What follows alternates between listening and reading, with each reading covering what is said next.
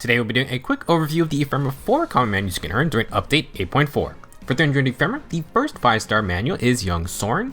Very easy to grab all 3 of his inheritable skills. Times Pulse 3 is the most interesting of the bunch, as its clone effect is always useful, and the tier 4 continues to pop up here and there. It also is the prereq for Pulse Up, which I suspect will get more users throughout the year. To go along with it, Saurin has Mirror Impact for lots of attack and res, and a follow-up denial when initiating. It requires Mirror Strike 2, which is on 4-star Ileana or Oliver. You could use their 3-star versions unless you also want to pick up Iceberg along the way. Now, Times Pulse 3 alone is easily worth the Ephemera here. Next up is Tiny Tana, who also has some great skills. Like Saurin, you can pick up her special and Steady Impact, which is the speed and defense impact. Steady Blow 2 is on 5-star Python, but if you don't want to spend feathers, then forgo Draconic Aura, and then just grab Steady Blow 2 and Steady Impact from Tana.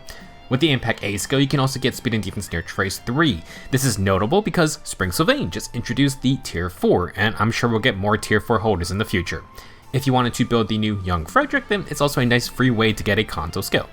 Instead of near Trace, Tana also offers Attack and Speed Rain 3, debuffing C skill that builds into Rain Snap or Hold. However, the new Crux C skills also are a tier 4 Rain upgrade. If we get an Attack and Speed Crux in the future, then this is a free upgrade path for that. Overall, I would also say Tana is worth the 300 Ephemera. Impact may not necessarily be the most sought after option now that we have remote skills, but Follow-up Denial is still good to have. Rain now has 3 tier 4 upgrade paths, and there's always a use for Kanto B skills. For the 4-star common manuals, these cost 100 Ephemera each. Our returning Tempest Trials unit is Halloween Kellam.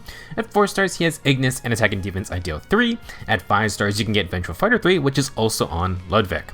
It's a nice quick repose upgrade for any army unit, and the tier 4 has a lot of nice effects you can build around too. For his weapon, Kellam has the Farmer's Tool Plus, which is an inheritable sword. Every turn, nearby allies get plus 6 attack and defense field buffs, and the user also receives the same. You can use those field buffs with the weapon's main effect, which is quite literally bonus doubler 4. Plus 6 field buffs become plus 12 total, and you can tack on speed and res field buffs for more stats. In case the unit's buffs get neutralized, this will also pull from nearby allies, so it's a little safe to utilize. For a fun time, you could use Farmer's Tool with Young Frederick's bonus doubler status. Infantry can also use the bonus doubler A skills and Sacred Seals. Just don't lose those field buffs. Now, our most recent demo is regular Sylvain. Sadly, doesn't have spicy fodder like his new ult. At 4 stars, Sylvain has Moonbow and Spur Attack and Defense 2 for support. At 5 stars, you can get Attack and Defense Catch 3. This is also on 4-star Arian. His inheritable weapon is the Allied Axe Plus. This is a joint drive attack and defense weapon. Allies get some bonus stats, unit gets the same bonuses as long as you fight nearby. Next is Mordecai, who at 4 stars has Smite and Beast experience. EXP is not really a huge issue in this game.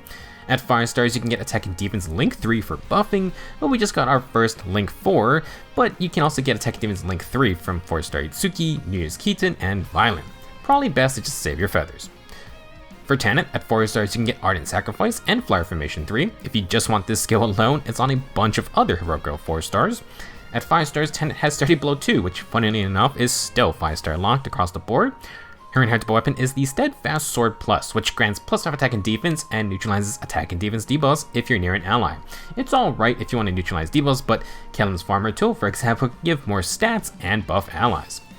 Last up for today is Tatiana. At 4 stars, you can get Ardent Sacrifice and Swift Spans 2 for enemy phase stats. At 5 stars, she has Attack Opening, but that's also on the 4-star George. Her inheritable tome is the Blue Rabbit Tome, which grants bonus attack and resistance and heals 7 HP after combat, but the effects only work once per phase. Not exactly a powerhouse weapon. This month, we have 2 solid 5-star common manuals, no more 4-star focus units, thank goodness. If you're not hunting for multiple 4-star manuals, definitely pick up both 5 stars. If you want a fun stat stacking weapon, Kellam's Sword isn't too bad. It's also a team support buffing option. That'll be it for this month's Ephemera. Be sure to spend last month's before they're gone, and I will see you guys in the next video.